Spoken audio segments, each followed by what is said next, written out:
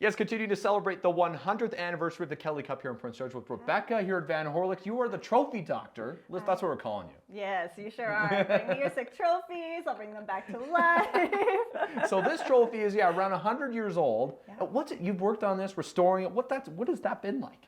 Oh man, it has been a ton of work. Yeah. There's so many small, intricate pieces between getting the cup off. It's really quite a heavy trophy. Finding new pieces to put it back together so that it sits on nice and stable and isn't flipping all over the place. I'm sure it's been broken before. Oh, it definitely looks like it's fallen Yeah. off the table. I'm pretty sure it's fallen off the table. So because this is a unique trophy in Prince George. There's not is. many others like it. No. Is it a unique trophy even in Van Horlick's world of trophies? Like you guys see thousands of these. So. It is. You almost never see true silver trophies anymore. Okay. That's not a thing. People have moved away because they are a ton of work. Just to polish this trophy alone, it took me 14 hours. Holy moly. Priceless. You see it. Yes. Exactly. 14 hours to clean this trophy. There's so many different parts, but also I cleaned all the plates and took them off. There's years and years of silver polish buildup on it, so it took a lot to get that done. The top part I was saying, Rebecca, is this is the original part the jeweler donated, right? Yes. Then it started, and then they decided at one point they wanted nameplates. Yep. Yeah. Yep.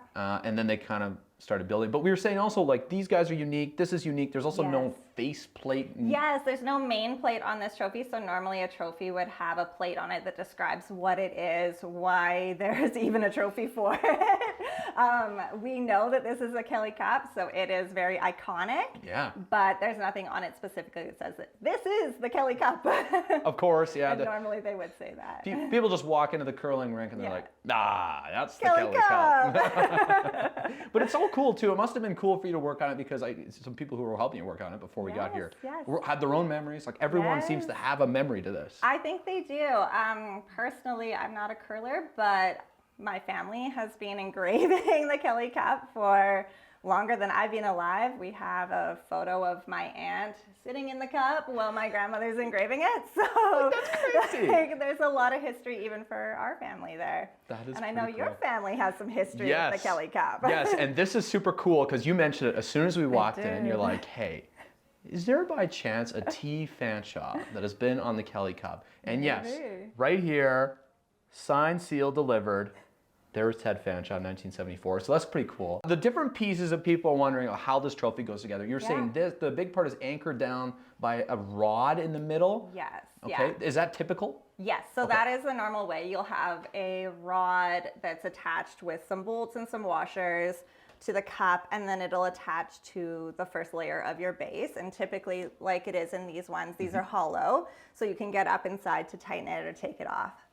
Nice. Yeah. This one's a little heavier than most. It's a little bit on the heavy side. It's got a lot of tiers. They're not normally this big. There were some really interesting pieces as we went along. You can tell that there was true silver, probably still donated by the jeweler. Okay. But then you get to World War II era and you actually find that the plates become really thin and tinny. Oh, Yeah. because it was a little different. Exactly. Times were different. The times were different. There was no more access to that pre-World War II thicker, heavier metal. See, people don't notice like all the little things it takes to There's make a great lot of trophy. little details for sure. Okay, so the process you've been doing, let's go through the process here because you're kind of polishing, gluing, there's a whole assembly line. There is a whole assembly line. So we just use like a extra strength rubbing alcohol basically, and that will clean off any of the debris from the cutting.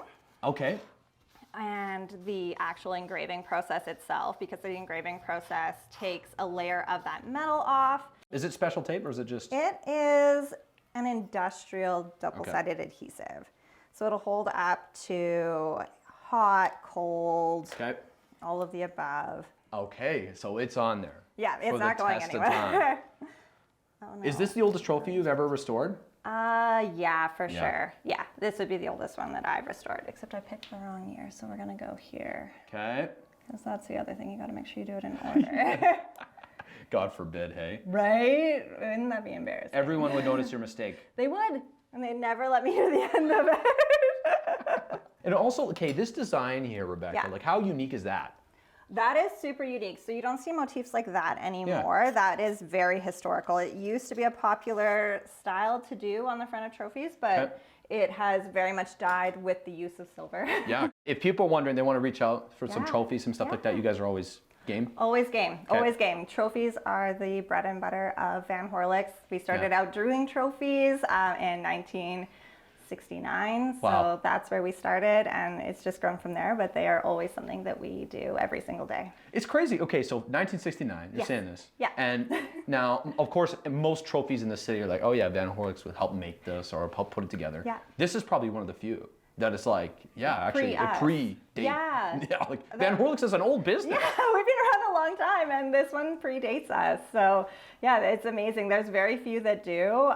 There's a few old ones that my grandparents made by hand when they got mad at their trophy suppliers. So there's some of those that come through the door that are a lot of fun to see. But yeah, this one predates even them doing that. So wild times, but a crazy reason to celebrate. Of course, 100 years. So many names on here, including, of course, I'm biased to my own, but just thank you so much for spending the time today. Of course, it was such a pleasure. Thanks for joining me. Yeah, a great way to honor the legacy of the Kelly Cup here in Prince George. Thanks, Rebecca. Thank you.